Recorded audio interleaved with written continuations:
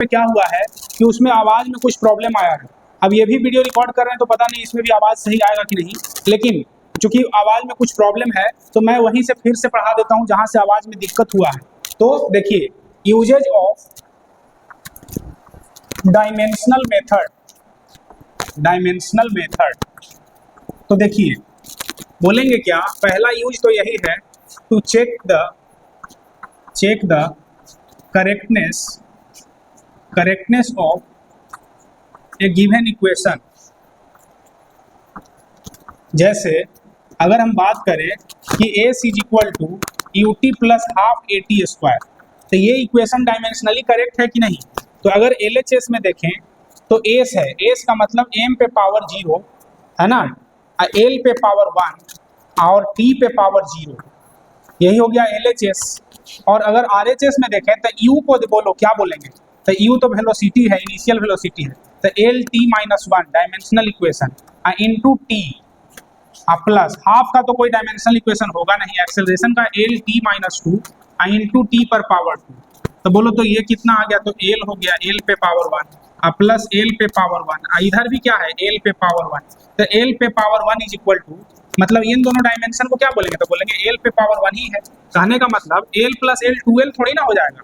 तो बोलेंगे क्यों नहीं होगा, तो बोलेंगे देखो ये तो डायमेंशनल फॉर्मूला है ना, एल मतलब ये अगर मीटर है और ये अगर मीटर है तो दोनों को मिला करके भी कितना होगा, तो बोलेंगे मीटर ही होगा। तो बोलो डायमेंशनल इक्वेशन एलएचएस में और आरएचएस में सेम है कि नहीं, तो बिल्कुल है। इसका मतलब है कि डायमेंशनल इक्वेशन के हेल्प से हम लोग किसी भी इक्वेशन का करेक्टनेस को हम पता लगाते हैं। लेकिन अगर हम लोग बात करें कि dimensional method of s is equal to U T plus half A T square, हम लोग बोल सकते हैं नोट में ये बात कि s is equal to U T plus half A T square is dimensionally correct, बिल्कुल सही बात। अब आगे हम लोग सोचते हैं कि अगर हम S is equal to U T plus half A T square ना लेकर के अगर हम S is equal to U T plus A T square देखें, S is equal to U T plus A T square, तो इसका dimensional equation 1 L पे power 1 L T minus 1 into T plus L T minus 2 into T पर power 2, तो ये L पे power 1 is equal to l पे power 1 plus l पे power 1, तो एल पे power 1 is equal to l पे पावर 1। तो बोलेंगे s is equal to U T plus A T square is also dimensionally correct. S is equal to U T plus A T square is also dimensionally correct. आप बोलो किसको correct बोले, s is equal to U T plus half A T square को सही बोले कि s is equal to U T plus A T square को सही बोले, तो जाहिर है सही तो यही है, s is equal to U T plus half A T square, और ये क्या है तो गलत है। यानी हम लोग बोलेंगे कि s is equal to U T plus half A T square तो सही है, लेकिन s is equal to U T plus A T square वो भी डायमेंशनली सही है। तो असली में सही कौन है, तो असली में तो सही ये है, तो ये तो गलत है फिर। तो इसका मतलब क्या हुआ, तो बोलेंगे इसका मतलब ये हुआ कि डायमेंशनल मेथड जो है वो कांस्टेंट के बारे में कुछ नहीं बताता है। यानी नोट में ऐसे बोलेंगे कि it means dimension method, note में बोलेंगे क्या कि इट मींस, इसका मतलब हुआ dimension method can not analyse the dimensionless constant. चलो ये तो बात समझ में आ गया, तो चलिए यहां तक आप लिखिए, फिर हम लोग आगे बात करेंगे। अब देखिए दोस्तों, नेक्स्ट क्वेश्चन है कन्वर्ट, देखो convert unit of force in CGS system. तो अगर हम फोर्स का यूनिट सोचे तो यूनिट ऑफ फोर्स क्या होता है, यूनिट ऑफ फोर्स तो वो तो न्यूटन होता है, और न्यूटन जो होता है वो 1 न्यूटन कितने के इक्वल होता है, तो बोलेंगे केजी मीटर पर सेकंड स्क्वायर के इक्वल होता है। तो इसको सीजीएस में कन्वर्ट करो तो 1 केजी को 1000 ग्राम लिखेंगे, और मीटर को 100 सेंटीमीटर बोलेंगे, और नीचे में तो सेकंड स्क्वायर है ही, तो ये 10 to the power 5 gram centimetre per second square हो गया। इसी को 10 टू द पावर 5 डाइन बोलते हैं। तो ये हो गया सीजीएस यूनिट ऑफ फोर्स। अब करा convert SI unit of work in CGS system. तो ठीक है, जैसे वर्क का यूनिट होता है एसआई यूनिट ऑफ वर्क क्या होता है, तो बोलेंगे जूल होता है। और जूल का क्या मतलब है, तो बोलेंगे न्यूटन मीटर। और न्यूटन को क्या लिखे, तो बोलेंगे 10⁵ डाइन लिखो सीजीएस में। सीजीएस में अगर बात करेंगे तो 10⁵ डाइन इनटू मीटर को क्या लिखें, तो बोलेंगे 100 सेंटीमीटर। 100 सेंटीमीटर, तो बोलो ये 10⁷ डाइन इंटू सेंटीमीटर हुआ क्या, तो इसी को 10⁷ अर्ग बोलते हैं। यानी सीजीएस सिस्टम में इसका यूनिट क्या हो जाएगा, तो एक बार नोट कर लीजिए, हम मिटा देते हैं। तो देखो जी, अब नेक्स्ट कह रहा है कि तुम कन्वर्ट करो जी के वैल्यू को। जी मतलब द यूनिवर्सल ग्रेविटेशनल कांस्टेंट। तो जी का वैल्यू कितना होता है, तो बोलेंगे 6.67 into 10⁻11 newton metre square per KG square. तो ये हो गया SI unit of G. Unit of G, capital G, universal gravitational constant. तो सीजीएस सिस्टम में क्या होगा, तो बोलेंगे 6.67 तो रहेगा ही, इंटू 10⁻11 भी, और न्यूटन को 10⁵ डाइन बोलेंगे, और मीटर स्क्वायर है तो 100 सेंटीमीटर का स्क्वायर कर दो, और नीचे में केजी है तो केजी को क्या लिखें, तो बोलेंगे 1000 ग्राम का स्क्वायर कर दो। बोलो कितना हो जाएगा, तो 6.67 इंटू 10⁻11 इंटू देखो 10⁵ डाइन इंटू 10⁴ सेंटीमीटर स्क्वायर, और नीचे में कितना हो जाएगा, तो बोलेंगे 10⁶ ग्राम स्क्वायर।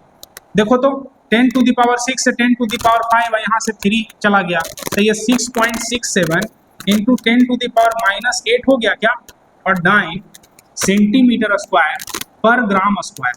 तो ये भी बन गया। अब इसको आप जल्दी से नोट करिए, फिर हम लोग आगे करेंगे कन्वर्ट।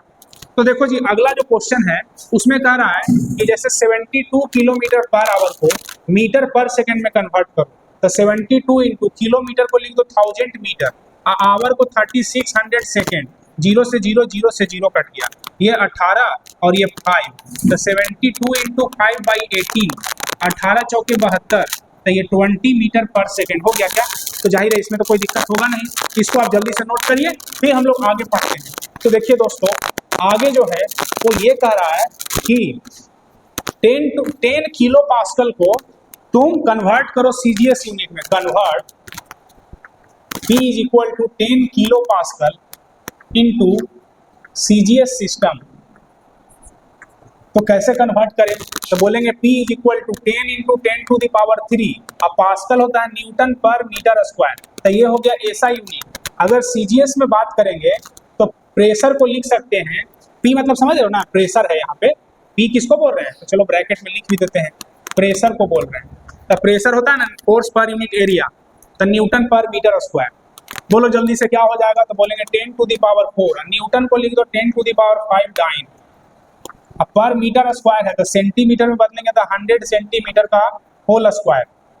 बोलो जल्दी से क्या हो जाएगा, तो ये हो जाएगा 10⁴ into 10⁵ divided by 10⁴ centimetre square, ये तो कट गया, तो 10⁵ यहाँ पे डाइन है जी, 10⁵ डाइन पर सेंटीमीटर स्क्वायर हो गया, यही आंसर हो गया। चलो जल्दी से इसको लिखिए, फिर हम लोग आगे काम करते हैं। तो यहाँ तक अगर लिख लिए हैं तो आगे हम लोग पढ़ेंगे कि डायमेंशनल इक्वेशन का यूज क्या क्या है। वैसे तो यूज में हम लोग जैसे नोट में बात सीख ही चुके हैं, क्या क्या, अगर नहीं सीखे हैं तो फिर सीख लेते हैं, ठीक है। लेकिन उससे पहले एक टर्म है principle of homogeneity. Principle of homogeneity, देखिए प्रिंसिपल ऑफ होमोजेनिटी ये कहता है कि अगर इधर अगर मान लो लेंथ है तो उसमें लेंथ को जोड़ेंगे तो हमको लेंथ मिलेगा। यानी कि दो फिजिकल क्वांटिटी को ऐड करना हो या सब्ट्रैक्ट करना हो तो उसका यूनिट डायमेंशनल इक्वेशन सेम होना चाहिए। यानी हम लोग उसको इंग्लिश में क्या बोले, तो बोलेंगे कि two physical quantities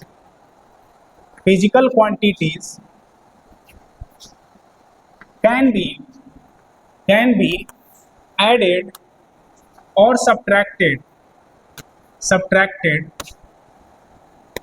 if their units and dimensional equation are same. Units and dimensional equation are same. चलो इस बात को समझिएगा। दूसरी बात यह है कि कोई भी एक्सपोनेंट है, एक्सपोनेंट एक्सपोनेंट मतलब power, given to any number, given to any numeric term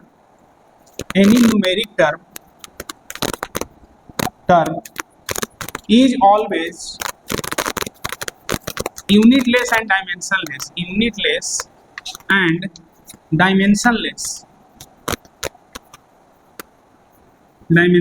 quantity। चलो ये भी बात समझ में आ गया होगा। अब जो है हम लोग जो है इसी पे क्वेश्चन करेंगे। अब क्वेश्चन क्या होगा, तो देखिए क्वेश्चन क्या होगा। हम लोग इतना तो समझ चुके हैं कि जो कुछ भी ऐड करेंगे या सब्ट्रैक्ट करेंगे तो आम को आम के साथ ही जोड़ सकते हैं, आम को लीची के साथ थोड़ी ना जोड़ सकते हैं। तो वैसे ही बोलेंगे क्या कि जैसे अगर इक्वेशन लिखा हुआ है f is equal to AT square plus BT plus C, where A, B and C are constant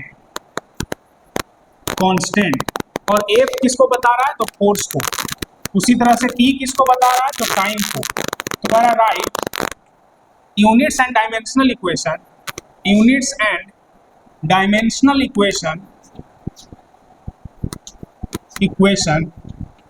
of A, B and C।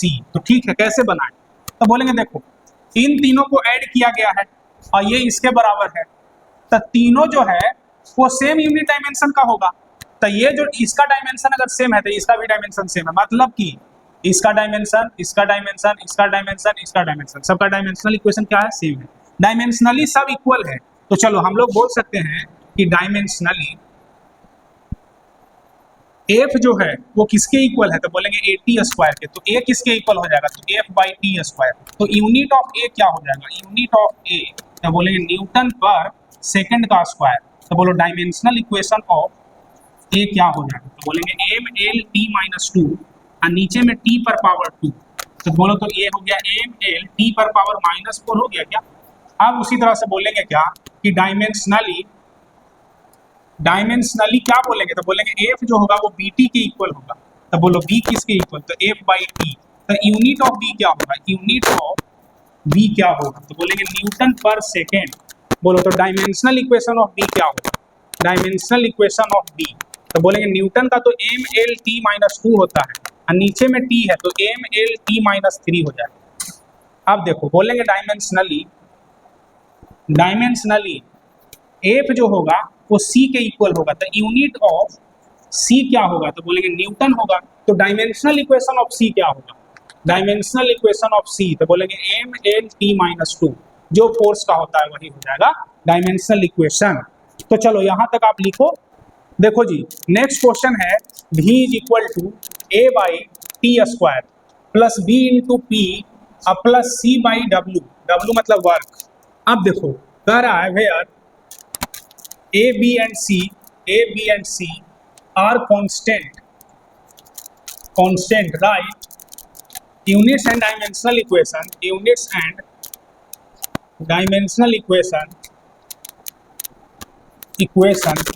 of A, B and C। अब देखो हम लोग फिर से बोलेंगे कि जो इसका यूनिट डायमेंशन होगा वही इसका होगा, जो इसका यूनिट डायमेंशन होगा वही इसका होगा और जो यूनिट डायमेंशन इसका होगा वही इसका होगा। अब हेयर बोल रहे हैं कि V जो है वो वेलोसिटी है, T जो है वो टाइम है, P जो है वो पावर है और W जो है वो वर्क है। तो ठीक है हम लोग क्या बोलेंगे, हम लोग बोलेंगे डायमेंशनली क्या, तो V जो है वो A बाई T स्क्वायर के इक्वल है। तो A किसके इक्वल हो जाएगा, तो V इंटू T स्क्वायर।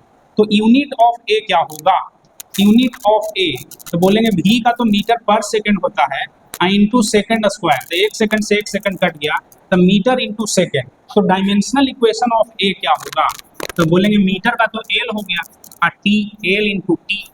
अब चलो अगर हम लोग बोले कि डायमेंशनली क्या, तो B इंटू P वो A के V के इक्वल होगा, इसके इक्वल होगा। तो B किसके इक्वल हो जाएगा, तो बोलेंगे V बाई P के इक्वल।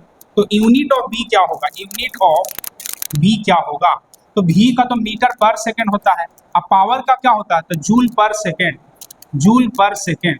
तो बोलो मीटर पर जूल हो गया क्या, और मतलब समझ रहे हो ना, मीटर पर सेकंड, पावर का हो गया वाट पर यूनिट टाइम, तो जाहिर है सेकंड से सेकंड तो कट जाएगा, तो मीटर पर जूल हो गया। तो मीटर का डायमेंशनल इक्वेशन क्या होगा, डायमेंशनल इक्वेशन ऑफ V क्या होगा, तो देखो जी ये तो L हो गया और नीचे में क्या होगा था m L square T minus 2। अब इसको अरेंज करके अगर लिखेंगे तो m L पर पावर -1 और T पर पावर -2, तो यही हो जाएगा डायमेंशनल इक्वेशन ऑफ V। अब अगर C का बात करें तो C किसके इक्वल है, तो C जो है वो इक्वल है किसके इक्वल है बोलो, तो C बाई W जो है ऐसे बोलेंगे कि डायमेंशनली, डायमेंशन के हिसाब से अगर देखें तो C बाई W जो है वो इक्वल है V के, तो C किसके इक्वल हो जाएगा, तो V इंटू W। तो यूनिट ऑफ C क्या होगा, यूनिट ऑफ C तो मीटर पर सेकेंड, अब वर्क का होता है जूल। बोलो तो डायमेंशनल इक्वेशन ऑफ C क्या होगा, तो बोलेंगे मीटर पर सेकेंड तो L T माइनस 1, और यहाँ क्या तो बोलेंगे m L square T minus 2, तो ये कितना हो गया m L क्यूब और T माइनस 3, तो यही हो गया C का डायमेंशनल इक्वेशन। तो इसको आप नोट करिए, फिर हम लोग आगे बढ़ते हैं। अब देखिए दोस्तों, नोट में हम लोग फर्स्ट पॉइंट सीखेंगे क्या, तो बोलेंगे क्या कि एंगल है unit called radian, but it is a dimensionless quantity, dimensionless quantity. अब देखो सेकंड में हम लोग क्या सीखेंगे, सेकंड में बोलेंगे क्या, trigonometrical ratio are unitless and dimensionless quantity,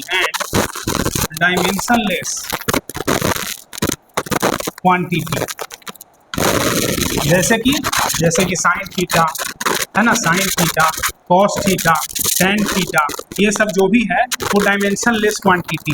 अब चलो थर्ड नंबर में बोलेंगे क्या कि एक्सपोनेंशियल इक्वेशन यानी कि ब्रैकेट में e to the power x and logarithmic function are also unitless and dimensionless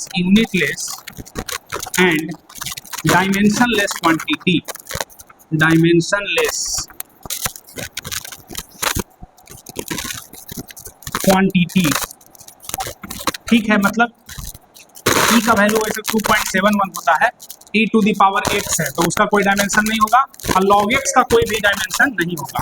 log x जो है वो ऑल्सो यूनिटलेस एंड डायमेंशनलेस होता है, तो इसको आप नोट कर लीजिए, फिर हम लोग आगे देखो जी। क्वेश्चन यही है कि acceleration is equal to a e to the power minus kt plus b sine theta plus c cos omega t plus d by e plus t, कर right units and dimensional equation of किसका, तो capital A का, K का, B का, C का, omega का, D का, E का, सबका यूनिट एंड डायमेंशनल इक्वेशन लिखना है। A क्या है तो एक्सेलरेशन, T क्या है टाइम, और बाकी ओमेगा क्या है तो वो सब तो उसका तो निकालना है, ठीक है। तो कैसे निकालें, तो बोलेंगे डायमेंशनली जो है वो ये जो है वो इसके इक्वल होगा, लेकिन इसमें भी क्या है तो बोलेंगे देखो ये एक्सपोनेंशियल फंक्शन है, तो सबसे पहले ये मेंशन कर दो कि e to the power kt is a unitless and dimensionless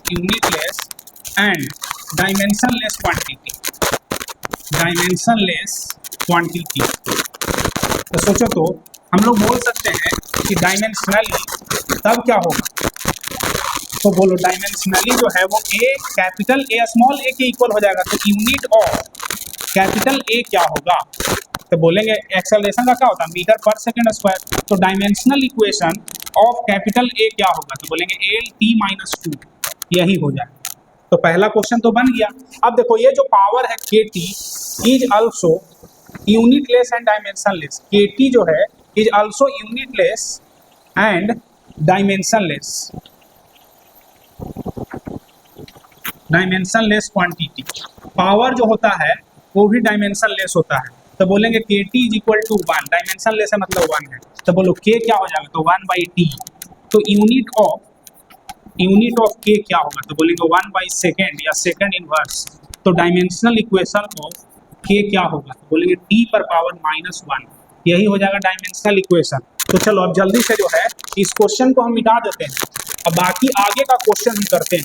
तो इसको आप नोट कर लीजिए, और हम लोग ए और के का हम लोग यूनिट डायमेंशन निकाल चुके हैं, बाकी आगे का निकालना है। तो हम लोग बोल सकते हैं कि डायमेंशनली बी साइन थीटा जो है वो इक्वल है ए के, और sine theta is unitless and dimensionless, इस बात को भी मेंशन कर देंगे। अब चलो आगे क्या बोले, तो बोलेंगे तब तो b जो है वो इक्वल हो जाएगा a की। तो यूनिट ऑफ b क्या होगा, यूनिट ऑफ b तो बोलेंगे मीटर पर सेकंड स्क्वायर। तो डायमेंशनल इक्वेशन ऑफ b क्या होगा, तो बोलेंगे LT-2। अब चलो आगे बोलेंगे क्या कि डायमेंशनली b का भी निकल गया, c cos ओमेगा t वो इक्वल है a की, और बोलेंगे cos ओमेगा t जो है वो भी तो cos थीटा है। तो ये dimensionless quantity is unitless and dimensionless quantity. तो बोलो तो c किसके इक्वल हो जाएगा, a के। तब यूनिट ऑफ c क्या हो जाएगा, तो बोलेंगे मीटर पर सेकंड स्क्वायर। तो डायमेंशनल इक्वेशन ऑफ c क्या होगा, तो बोलेंगे LT-2। संयोग से देखो a का भी आया था LT-2, b का भी आया है LT-2 और c का भी आया है LT-2। तो कहने का मतलब ये है, इसको आप नोट कर लीजिए, हम मिटा देते हैं। आगे जो है उसके बारे में सोचना है। तो अगर हम बात करें ओमेगा के बारे में, तो आप ऐसे बोल सकते हैं कि ये जो है ओमेगा टी, ये तो एंगल है। तो omega T has unit called radian.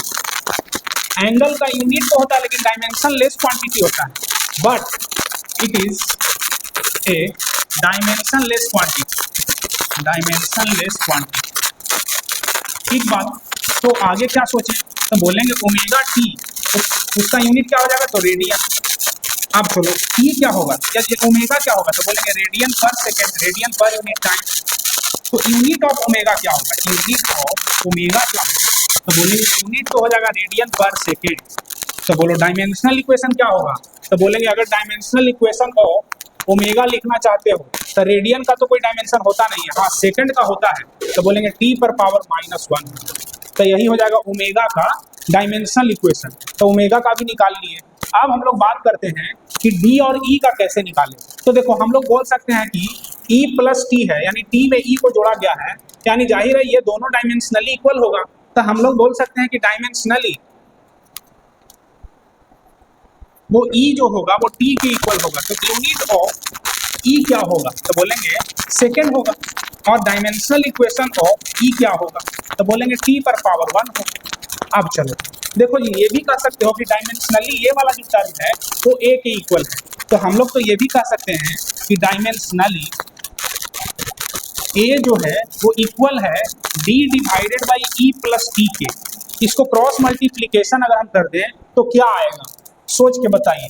तो बोलेंगे इसमें सोचना क्या है, सोच तो लिए ही हैं, इसको मल्टीप्लाई करो तो a into e plus a into t is equal to d. तो बोलो हम लोग बोल सकते हैं ना कि d का जो डायमेंशन होगा वही at का होगा, यानी डायमेंशनली d जो है वो इक्वल है at। तो यूनिट ऑफ d क्या होगा, तो a का तो मीटर पर सेकंड स्क्वायर होता है और t का होता है सेकंड, तो सेकंड से एक सेकंड कट गया तो मीटर पर सेकंड। तो डायमेंशनल इक्वेशन ऑफ b क्या होगा, तो बोलेंगे LT-1। बस बन गया। तो देखो एक ही क्वेश्चन में इसमें 2 3 4 5 क्वेश्चन था, तो जाहिर आप समझे होंगे। इसको आप नोट करिए, फिर हम लोग आगे बढ़ते हैं। तो इसको हम मिटा रहे हैं जी, आगे आप इसको नोट कर लीजिएगा और आगे हम नेक्स्ट क्वेश्चन लेते हैं। नेक्स्ट क्वेश्चन ये कह रहा है कि दिए हुए है F is equal to, F जाहिर है फोर्स है, A 1 minus e to the power b into t, ऐसा कुछ दिए हुए हैं। और कह रहा है कि A और B जो है वो पॉजिटिव कांस्टेंट है, A and B are positive constant. ठीक बात। तो बताना है कि A और B का यूनिट डायमेंशन क्या होगा। A फोर्स है, T टाइम है, तो कैसे निकाले, तो बोलेंगे देखो पहले इसको अरेंज कर दो। F is equal to A minus a e to the power b। अब बोलो डायमेंशनली ए किसके इक्वल है, तो एफ के इक्वल है, यानी बोलेंगे क्या कि डायमेंशनली एफ जो है वो ए की इक्वल है, तो यूनिट ऑफ ए क्या होगा, तो बोलेंगे न्यूटन होगा, न्यूटन होगा। तो डायमेंशनल इक्वेशन ऑफ ए क्या होगा, तो बोलेंगे एम ए T-2 होगा। तो चलो ये तो बन गया। अब क्या, तो बोलेंगे देखो ये जो पावर है वो unit less and dimension less होगा, dt जो है is unit less and dimension less quantity, dimension less quantity. तो bt इज इक्वल टू क्या हो जाएगा, तो बोलेंगे 1 हो जाएगा। तो b किसके इक्वल, तो 1/t के इक्वल। तो यूनिट ऑफ b क्या होगा, यूनिट ऑफ b क्या होगा, तो 1/सेकेंड या बोलो सेकेंड इनवर्स। तो डायमेंशनल इक्वेशन क्या हो जाएगा ऑफ b, तो बोलेंगे t-1 लिखो ना, t-1 हो जाएगा। तो उम्मीद है आप समझ गए होंगे कि ऐसा क्यों लिखे हैं। आप इसको नोट कर लीजिए, तब तक हम अगला सवाल पढ़ते हैं।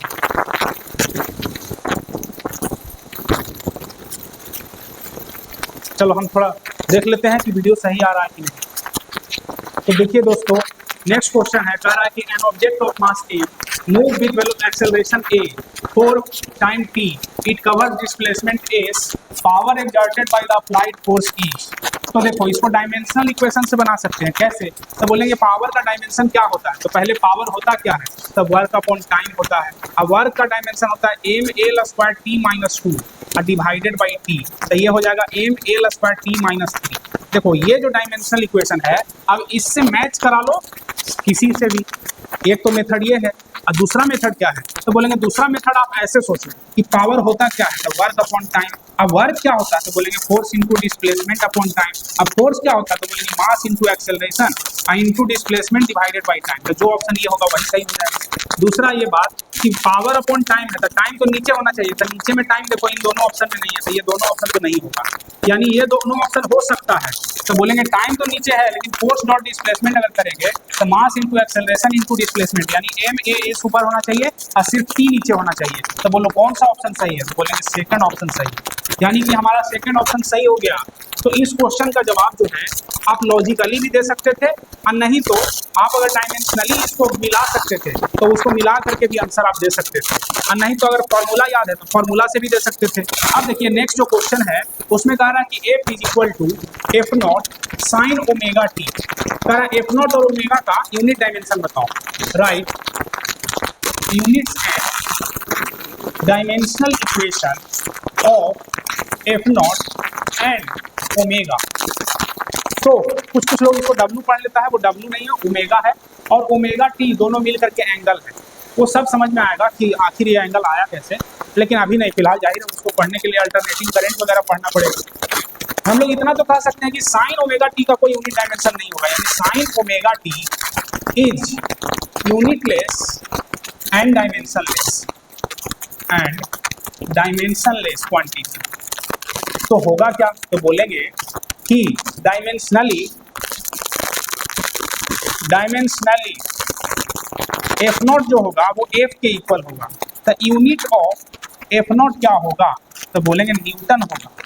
तो बताओ तो डायमेंशनल इक्वेशन ऑफ f0 क्या होगा, तो बोलेंगे m_l T-2। इसमें तो कोई दिक्कत नहीं है। अब देखो ये जो ओमेगा टी है, तो ओमेगा टी का यूनिट क्या होगा, यूनिट ऑफ ओमेगा टी, तो बोलेंगे रेडियन होगा। तो बोलो ओमेगा किसके इक्वल, तो बोलेंगे रेडियन पर टाइम। तो यूनिट ऑफ ओमेगा क्या होगा, यूनिट ऑफ ओमेगा, तो बोलेंगे रेडियन पर सेकेंड, रेडियन पर सेकेंड। ठीक बात। अब चलो डायमेंशनल इक्वेशन की बात करें, डायमेंशनल इक्वेशन ऑफ ओमेगा, तो बोलेंगे रेडियन का कोई डायमेंशन होगा नहीं, टाइम का क्या होता है, तो टी, और टी पे पावर -1। तो यही हो गया डायमेंशनल इक्वेशन। देखिए क्वेश्चन क्या है, क्वेश्चन है right units and dimensional equation of, first question है dv/dt और दूसरा क्वेश्चन है d²v/dt²। और ध्यान से समझना, जिसको पता है कि dv/dt क्या होता है वो तो तुरंत बता देगा, लेकिन अभी हम आप लोग डिफरेंशिएशन पढ़ाए थे तो उसमें बोले थे कि dv/dt का मतलब है differentiation of velocity with respect to time. देखो डी जो है वो एक्चुअली बता रहा है कि तुम डिफरेंशिएशन करो किसका, वेलोसिटी का। तो वेलोसिटी का डिफरेंशिएशन टाइम के रिस्पेक्ट में करना है। तो अगर हम unit of dv by dt लिखें तो ऊपर में है वेलोसिटी तो मीटर पर सेकंड और नीचे में है सेकंड तो मीटर पर सेकंड स्क्वायर हो गया। और सोचो तो ये किसका यूनिट है, तो बोलेंगे एक्सेलरेशन का यूनिट है। किसका यूनिट है, तो एक्सेलरेशन का यूनिट है।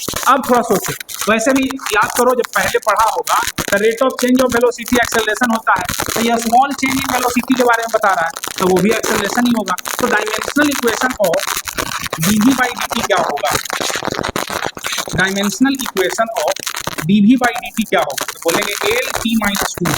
तो इसमें तो कोई दिक्कत है नहीं। हाँ इसमें सोचो तो बोलेंगे क्या कि इसमें ये कह रहा है कि double differentiation of v with respect to time, यानी v स्क्वायर v है और नीचे में dt स्क्वायर है, तो unit of v square v by dt square क्या होगा। तो देखो बोलेंगे ऊपर में तो v ही है, वेलोसिटी ही है, अब उसका डबल डिफरेंशिएशन करने के लिए कह रहा है तो वेलोसिटी का यूनिट होता है मीटर पर सेकंड और नीचे में टाइम का स्क्वायर है तो सेकंड स्क्वायर, तो ये हो गया मीटर पर सेकंड क्यूब। तो बोलो तो dimensional equation of d square v by d t square क्या हो जाएगा, तो एल टी माइनस 3 यही हो जाएगा dimensional equation of d square v by d t square. तो इसको आप नोट करिए फिर हम लोग आगे पढ़ते हैं। देखिए दोस्तों अब हम लोग आगे पढ़ने वाले हैं कि to establish the relation among the given physical quantity.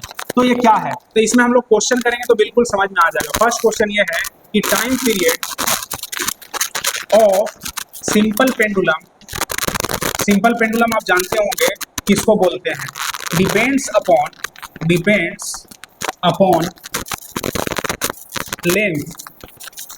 Length यानी l, length of a string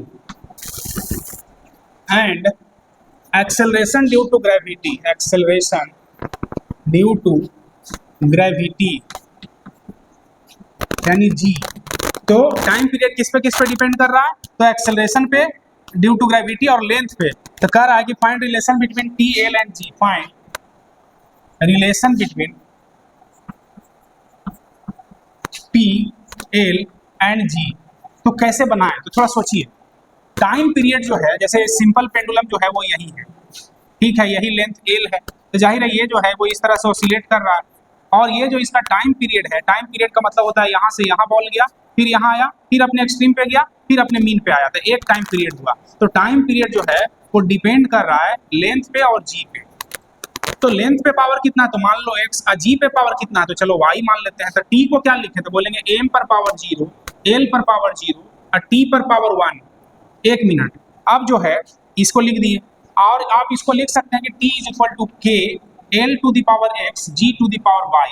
और k क्या है, तो बोलेंगे k is a constant, k is a constant which is unitless and dimensionless, which is unitless and dimensionless। तो चलो ये बात तो समझ में आ गया। अब यहाँ पे t is equal to, t को लिख दिए m पर पावर 0, l पर पावर 0, t पर पावर 1। अब k तो कांस्टेंट है, इसका तो कोई यूनिट डायमेंशन होगा नहीं। लेंथ का क्या होगा, तो l पर पावर x और g क्या है, तो बोलेंगे l t माइनस 2 है यानी एक्सेलरेशन है, तो इस पर पावर y। तो सोचो तो अब हम लोग लिख सकते हैं क्या, तो क्या, तो बोलेंगे इधर तो रहेगा m पर पावर 0, l पर पावर 0, t पर पावर 1, इधर क्या हो जाएगा, तो बोलेंगे l पर पावर x है और यहाँ l पर पावर y है, तो l पर पावर x प्लस y हो जाएगा और t पर पावर देखो माइनस 2y हो जाएगा, t पर पावर माइनस 2y। तो minus 2y is equal to t पर पावर इधर 1 है, तो बोलो y कितना, तो माइनस 1/2। और फिर देखो तो x प्लस y, l पर पावर 0 है तो x plus y is equal to 0, तो x इज इक्वल टू कितना हो जाएगा, तो माइनस y हो जाएगा। तो माइनस y का वैल्यू है माइनस 1/2, तो ये हो जाएगा प्लस 1/2। यानी कहने का मतलब है कि x का वैल्यू 1/2 आया और y का वैल्यू माइनस 1/2 आया। तो हम लोग क्या लिखें, तो हम लोग अब बोलेंगे क्या कि क्वेश्चन तो हमारा बन गया है। कैसे, तो बोलेंगे कि t जो होगा वो is equal to k l पे पावर 1/2 और g पे पावर माइनस 1/2। तो t को लिख दो k into under root l by G. और आप देखेंगे क्या कि एक्सपेरिमेंटली k का वैल्यू जो होता है वो 2 पाई होता है। तो time period of simple pendulum क्या हो जाएगा, तो 2 pi under root l by G हो जाएगा। क्लियर है, तो चलिए इसको नोट करिए और उसके बाद हम लोग आगे बढ़ेंगे।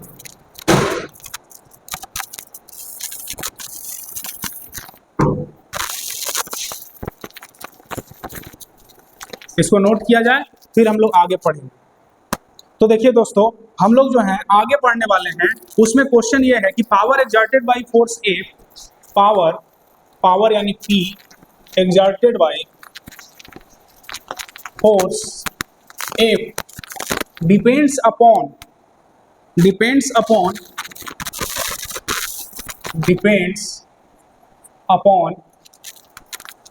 Force F and velocity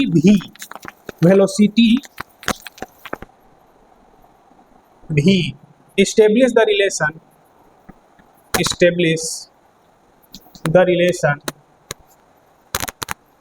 among P, F and V।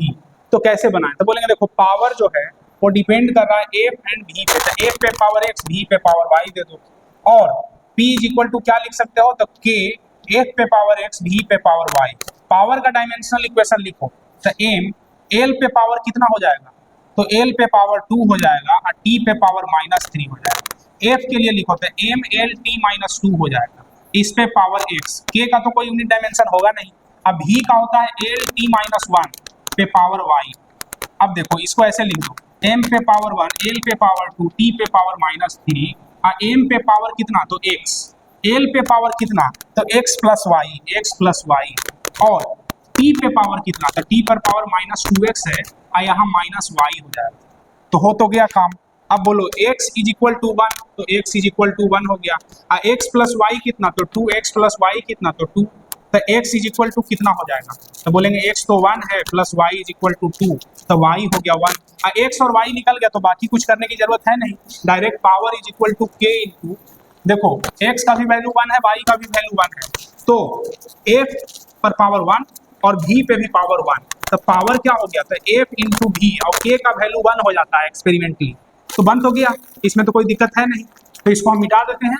देखो इसी में एक और क्वेश्चन लिखा हुआ रहेगा ऐसा कि force and velocity are fundamental physical quantity, suppose ऐसे करके बोला हुआ रहेगा कि force and velocity are the fundamental physical quantity, then find the relation between power P, F and V, तो उसका भी आंसर सेम यही होगा, उसमें कुछ अलग नहीं करना है। अब जो अलग क्वेश्चन है उसको हम देख लेते हैं। इस टाइप का जो भी क्वेश्चन है कि ये इस पे डिपेंड कर रहा है, तो उसमें पावर x और y मान करके बनाया जाता है। अब नेक्स्ट जो क्वेश्चन है कह रहा है कि टेक फोर्स एंड वेलोसिटी भी as a fundamental quantity, right the, देखो टेक F यानी फोर्स एंड वेलोसिटी यानी V as a fundamental quantity, fundamental physical quantity, ठीक बात। तो इस express the relation of power यानी P, F एंड V, तो कैसे बनाए, तो बोलेंगे देखो पावर जो होगा वो डायरेक्टली पावर F और V के पावर होगा, F पर पावर X, V पे पावर Y, तो जाहिर है फिर से वही करेंगे, पावर का डायमेंशनल इक्वेशन क्या होगा, तो बोलेंगे ml square t minus 3 is equal to k into F का होता है ml t माइनस 2 पर पावर x, अब v का होता है l t माइनस 1 पे पावर y, यानी same ml t minus 3 is equal to m पे पावर x, l पे पावर x प्लस y और t पे पावर -2 माइनस y। बोलो x कितने के इक्वल, तो 1, और x प्लस y कितने के इक्वल 2, तो 1 plus y is equal to 2, तो y इज इक्वल टू 1। बोलो x और y 1 आ गया ना, तो बोलो तो p जो हो जाएगा वो k इंटू f पे पावर 1, v पे पावर 1, तो p इज इक्वल टू कितना हो गया, f इंटू v, पावर हो गया f इंटू v। तो क्वेश्चन तो बन गया है। अब हम लोग एक और क्वेश्चन लेते हैं और देखते हैं कि उसमें क्या आंसर आता है। एक लास्ट क्वेश्चन और लेंगे। चलिए देखिए दोस्तों, नेक्स्ट क्वेश्चन जो है वो ये कह रहा है कि viscous force F acting on A ball, viscous force F acting on a ball depends upon the coefficient of viscosity eta, coefficient of viscosity यानी उसी को एटा बोल रहे हैं। And radius of ball, velocity of ball, ठीक है। तो radius of ball and किस पे डिपेंड कर रहा है, तो velocity of ball, velocity of ball, ठीक है। अब करा find relation between, find relation between F Etah are भी। तो कैसे निकालें, तो बोलेंगे देखो एफ जो है वो किस पे डिपेंड कर रहा है, तो एटा पे, आर पे, भी पे। तो इस पर पावर एक्स, इस पे वाई और इस पे जेड लिख दो। तो एफ इज इक्वल टू के एटा पे पावर एक्स, आर पे पावर वाई, भी पे पावर जेड। तो एफ का डायमेंशनल इक्वेशन क्या होगा, तो M L T minus two, और एटा का क्या होता है, तो एम एल पर पावर -1, टी पे पावर -1 पे पावर एक्स, आर तो एल है, एल पे पावर वाई, और भी क्या है, तो एल टी -1 पे पावर जेड, जेड। चलो यहाँ तक तो समझ में आया। अब देखो जी, एम पे पावर जो है वो एक्स हो गया, यानी एम एल टी -2, इधर क्या, तो एम पे पावर एक्स, एल पे पावर कितना है, तो यहाँ -x है, यहाँ +y है, और यहाँ +z है। तो एल पे पावर x प्लस वाई की -y, तो एल पे पावर -x, एक मिनट, एल पे power -x plus y plus z, तो एल पे भी पावर निकल गया, और टी पे पावर कितना है, तो यहाँ -x है और यहाँ -z है, -x -z। अब सॉल्व कर लो, तो x तो 1 के इक्वल हो जाएगा, x देखो यहाँ 1 के इक्वल है, यहाँ m, इसको पहले मिटाओ, और यहाँ ध्यान से देखो l पे पावर कितना है, तो -x plus y plus z है, यानी -x प्लस वाई और प्लस जेड, ये इक्वल होगा 1 के।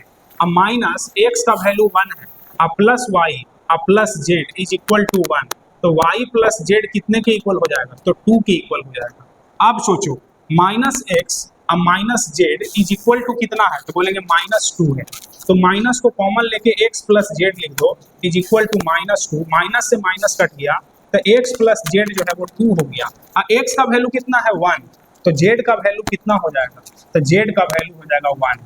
अब चलो z का वैल्यू 1 रखेंगे, तो y प्लस जेड जो है वो 2 है, तो y plus 1 is equal to 2, तो y इज इक्वल टू भी 1 आ गया। इसका मतलब क्या हुआ, यानी x का भी वैल्यू 1 है, y का भी वैल्यू 1 है, और z का भी वैल्यू 1 है, यानी कि हमारा जो रिलेशन आएगा वो कैसा होगा, तो बोलेंगे फोर्स जो होगा वो कितने के इक्वल होगा, तो बोलेंगे फोर्स जो होगा वो k Etah to the power x है, यानी 1 है, r पे भी पावर y था तो वो भी 1 है, अब v पे भी पावर 1 है तो वो भी 1 हो जाएगा, तो फोर्स हो जाएगा। देखो एक्सपेरिमेंटली k का वैल्यू 6 पाई होता है, तो 6 पाई एटा r भी हो जाएगा, तो यही फोर्स का फॉर्मूला होगा। तो देखिए दोस्तों, इस चैप्टर में जो है जो भी टाइप्स ऑफ प्रॉब्लम था वो हम बता दिए हैं, और आपको कोई डाउट होगा तो वो आप पूछ सकते हैं, हम अलग से उसका एक वीडियो बना लेंगे। और हम लोग यूनिट्स एंड डायमेंशन में इतना ही पढ़ना है, मतलब थ्योरी वाइज, और भी टाइप्स ऑफ प्रॉब्लम तो कई हो सकता है, तो हम लोग देखेंगे अगले क्लास में। हम लोग काइनेमेटिक्स का लेक्चर तो चूंकि एक अपलोड कर चुके हैं, और बाकी आगे अपलोड करेंगे। और थैंक यू। साथ ही साथ बता दें आपको कि हम लोग एरर एंड एनालिसिस को भी पढ़ेंगे, और सिग्निफिकेंट डिजिट को भी पढ़ेंगे, यानी सारे चैप्टर्स को पढ़ेंगे, और काइनेमेटिक्स तो साथ में चल ही रहा है। हाँ, गॉस लॉ का कुछ क्वेश्चन छूटा हुआ है, बहुत दिन से सोच रहे हैं वीडियो बनाने का, टाइम नहीं मिल पा रहा है, हम उसके लिए भी कोशिश करेंगे। थैंक यू, आज के लिए इतना ही।